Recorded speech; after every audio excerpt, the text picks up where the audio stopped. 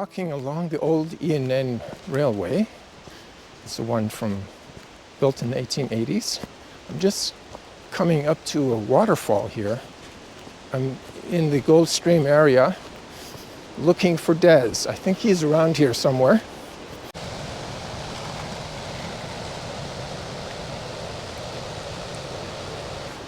Hi, Des. I know. Oh, that's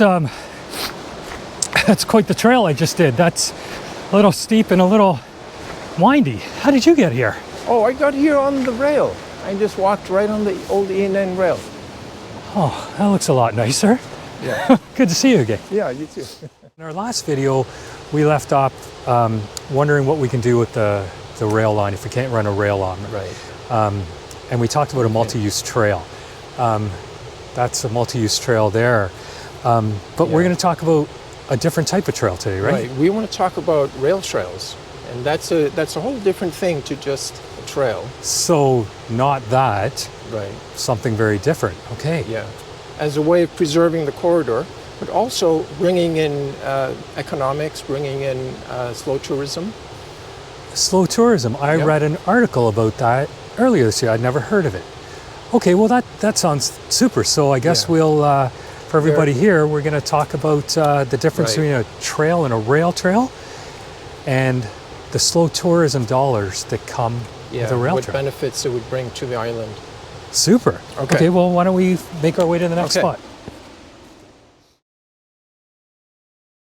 So, Benno, we're going to talk about rail trails, which we're standing beside the old E&N Corridor again here at a different spot. But I hadn't really understood what a rail trail is. It sounds to me like something relatively new. But there's thousands of kilometers of railway tracks that are not used anymore. Right. Maybe you can explain how this happened. They started in the 1960s. So if you look at railway history, right? So new rail was being produced up to the 1920s. And then since then, there was surplus railways. And you started finding more abandoned railways. And people at the time didn't know what to do with all this great corridor space. Right. So there was a movement that started, they say, well, let's turn this into a trail. And in the 60s, this started. And in the US, there's about 100,000 miles of abandoned railways, which is a huge amount. Some of it went back to farmland. Some of it was just put back to private property. But a lot of it turned into rail trails, which is fantastic. And this trend is continuing. Cities, towns, they're all looking for ways to get into rail trails and to basically use this corridor as, reuse the investment. So we're standing on a section, and some people will say, why can't you do this beside a track? But this is only 100 meters. Yeah. And then, we started, it's really steep on one side, and the same thing happens on the other side too. So really, the rail bed, of which there's thousands of kilometers of it, that's the tool that brings in the ideas that people have, right?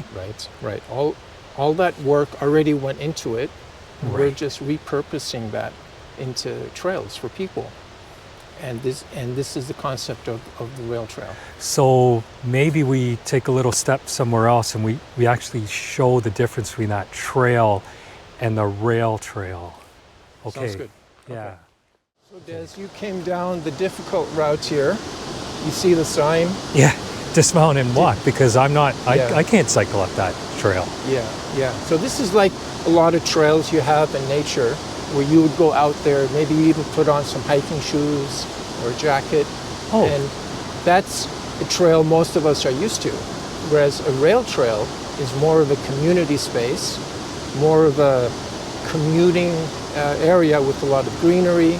It also can act as a nature place, but you would also use it for a whole bunch of other things. Because it's much easier to use a rail trail. I mean, if you're using an old rail bed, your 1 or 2 degree slopes, you can probably go a lot longer distances on that, right? So rail trails are becoming very popular, and one of the reasons is because they're very wide, so you can have a lot of people on bikes, you can have people just spending time for the afternoon, people commuting to work. It also is very flat, and that's a huge benefit if you want to do somebody who doesn't want to hike, right? Somebody who just wants to go in their regular clothes and just spend an hour in nature. Right, like they would take their kids out for a walk because, as you can see there, that's not all abilities. And if I go on all trails and it grades them, that's one of the challenging trails, and that's not one everybody can use. But a rail trail, everybody could use. Everybody can use it, and some rail trails are several hundred kilometers long. And this introduces a whole new type of economics, people who are coming there just for tourism. Right, we talked about the Newfoundland Railway that's no longer there, and they've turned that into a rail trail. That's right. And I read about a couple that runs a business. It's been 20 years they run a business there, and they cater to the people who use the trail. So that's really what we're talking about is bringing people in because the trail is something people can easily use, or the rail trail. Right, so that investment that Newfoundland put in 100 years ago, right? They had to cut through the rock, they had to put in embankments and all of that. That investment is still being used today as a trail. Yeah, and it pays off in millions of dollars. It does, yeah. It attracts a lot of people there. So we're trying to do the same thing here. Which makes sense. So now that we know the difference between a trail and a rail trail, why don't we go somewhere and talk about slow tourism? Okay. All right, perfect. Good. So Des, we're on the Galloping Goose now. This is a real rail trail. Yeah. And I want to talk about slow tourism a little more. Okay. You know, like rail trails have the advantage of environmental benefits and public health benefits and tourism. But slow tourism is it's a new kind of special tourism where things go a little slower. Kind of like we're doing right now. Like right now, right. We're not in a rush to get anywhere. And it's great because it's good for all ages. You know, little kids and old people and people, everybody can benefit from this. And along the way, you might find a little shop. You might find a coffee place. Are you hungry? Do you want a coffee? You know, there's a great place we're coming up to. Oh, okay. The Nest Cafe, and they have an outstanding black bean brownie. Oh my gosh, I gotta try that. Yeah. Let's take a look. Yeah, why don't we pop into the Nest and introduce you to a black bean brownie. So Benno and I are standing here after doing our own little bit of slow tourism on the old Galloping Goose, and I wanted to revisit that article that we talked about a little bit earlier, January of this year, that I first heard about slow tourism, and I'm gonna read what the article author was talking about. So she was describing her experiences with the Camino de Santiago in Spain. She had visited in 2013, 2015, and 2019.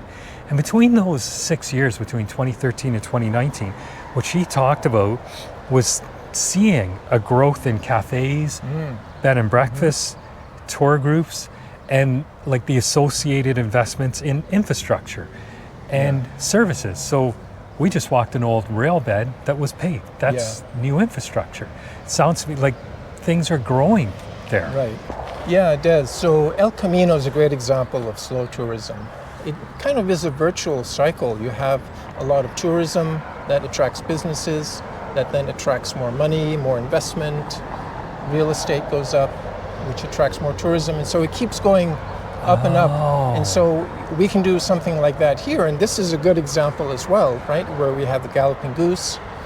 That was an old CNR. It's a rail trail. Right.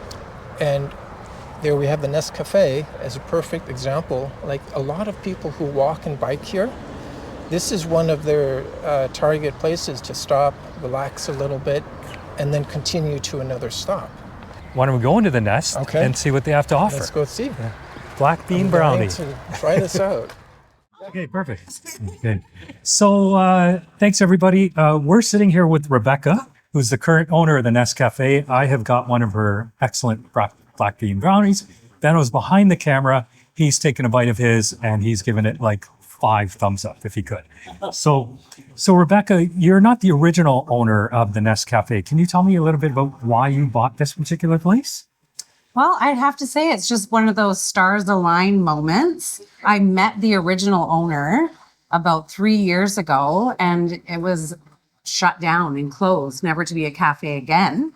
Oh, Yeah, so when I picked it up, it was just sat here empty, and I just felt the community needed something here and bring it back. So I partnered up with the original owner and reopened it. It was a need for the community, and there's actually currently not many places open on the trail, and it was known for this great access to the Galloping Goose Trail. right, which Benno and I had just watched. So you mentioned earlier you see a lot of people coming from Vancouver. Yeah, that's Tell me a little bit more about that. Yeah, for sure. It's funny, 3 years ago when I first opened, I'd have cyclists rolling through, hiking groups rolling through that started at the ferry in Sydney and biked all the way here and on their way to Souk. And they make these trips at least once a year. So I've seen them for 3 years. The same group. It's so cool. Yeah. So Benno and I were talking about the E&N Corridor going all the way up to Courtney and how to benefit a community or everybody on the island, if that was a rail trail, which we talked about, which is the Galloping Goose, that would be of a great benefit. Could you explain to you maybe how that would benefit you? Because you've already got tourists coming. Yeah. How can you see that benefiting the Nest? I would see it as growth. I would see it as more people coming to visit with a lot of different opportunities for different directions on where to go. Yeah. Spreading up island. So what do you think of the idea of, I mean, you see the community around it. Yeah. Can you see that different places up the island? 100%. Yes. Yeah, it would be awesome. It's a way to make little spots along the way thrive on this beautiful island. The Greater Allegheny Passage, which is in Pennsylvania to Maryland, it's similar distance for the E&N Trail here. Similar layout in that you've got towns like every 10 kilometers. Right. They bring in 120 million US dollars annually in revenue on that trail and about 1 million visitors internationally. Wow. People go from around the world to that trail. That's what we're looking at E&N. We're like similar distance, similar spacing. You can bring people on a 5-day journey because they'll do about 50 kilometers a day. And that's a week of vacation. Start up at the ferry, start up at the airport, and finish elsewhere. That's kind of where we see. Yeah, that'd be interesting to see because, like I said, right now the only direction you can really go is Souk, which is gorgeous. But yeah, beautiful. That's a 1-day trip. Yeah. Yeah. For some. Yeah. Okay, that's super. Yeah, good. Okay. Well, thanks for popping in. Yeah. Oh, I'm coming back. Okay.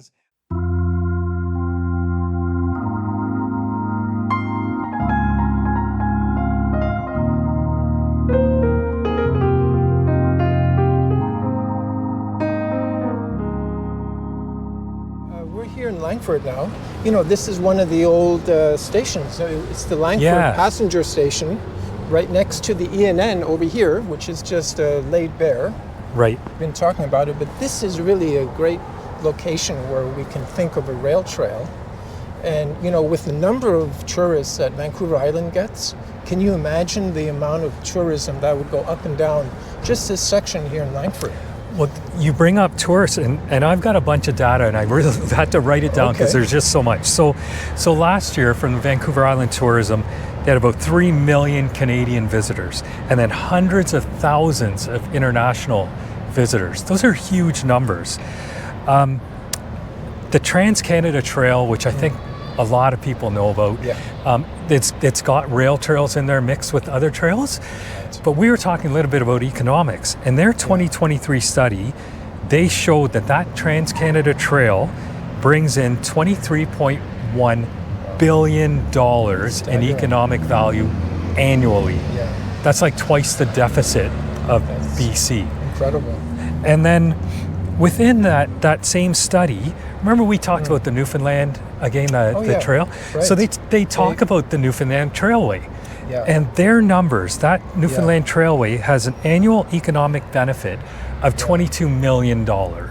These are huge That's- numbers. Yeah, so that investment to rail trail really paid off. Right, because like as you were saying, in the 60s, people didn't understand what a rail trail was. They were building it, but not everybody understood the economics that were coming with those rail trails. Back then it was just an expense. And Right. They had no idea that tourism, right, and rejuvenation, revitalization has such a big impact, And- economic benefit. And not only that, but health benefits. Yeah. So we all know that there's a lot of health benefits by being out in nature and being out on trails, but that the study done by TransCanada Trail quantifies it. So just the one on the trailway in Newfoundland, what they're talking about are health benefits. It's days away from work, so avoided of those days away from work, avoided healthcare expenses, and benefits of mental health care. Yeah. $2.3 million annually. In a time when we all talk about healthcare, that's huge. So, Outside, commuting, yeah. on foot or on bike. Yeah. And this is in Newfoundland. So how about BC? Yeah, How did we fare? so the studies from that same group showed the BC numbers, and I got to tell you, I was astounded. Just the healthcare benefits annually are $306 million. That's a massive savings. But the economic benefits, $3.3 billion in economic benefits. And they actually talk about the goose in that as well. So the Galloping Goose Regional Trail alone, $7 million in health benefits and $131 million in economic value. And we know how well used the goose is. As a matter of fact, the lady at the Nest Cafe was talking about it, Rebecca. Right, so it's benefits all around. Yeah. So 10 years ago, if we had turned this old rail line into a rail trail, here's the number. The Nest Cafe would have been open. They would have had 10 million visitors coming through, and the economic value over that 10-year period to Vancouver Island would have been $1 billion. That's money coming in instead of putting money into a railway that's not delivering anything. It's just sitting here right now. Yeah. I think over those 10 years, we would have been world famous for having this rail trail. People would have come here from everywhere.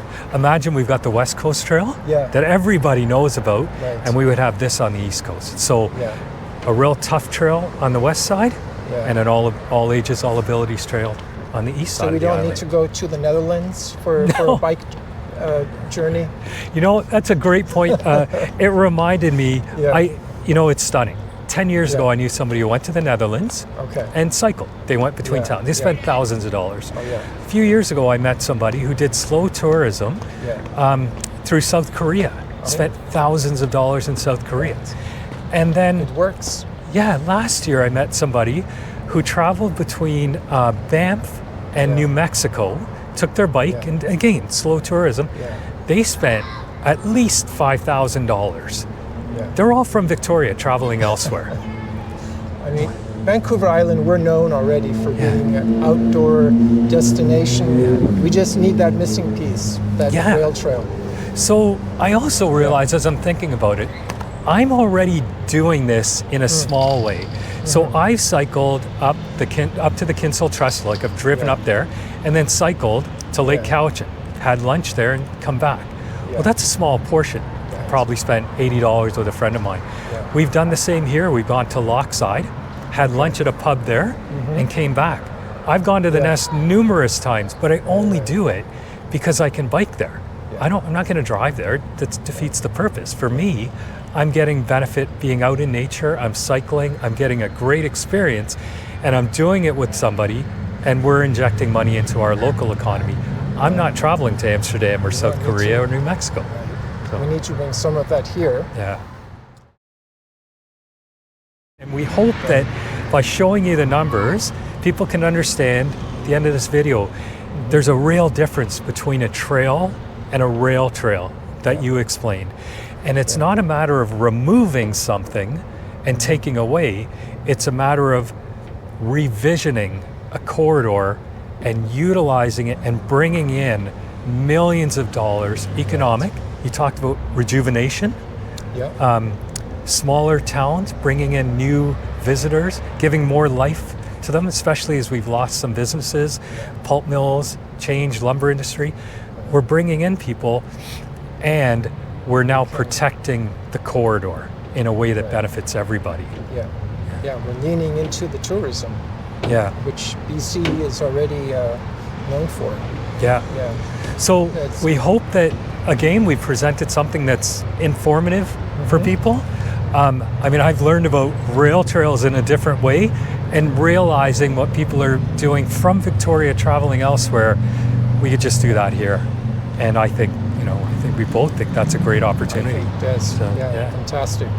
So we'll Great leave off there. Let's go look at some of the Okay. stores that we walked by. Let's Those see. are great. I think there's some good empanadas over here. Let's try them out. That'd be perfect. Okay. Yeah.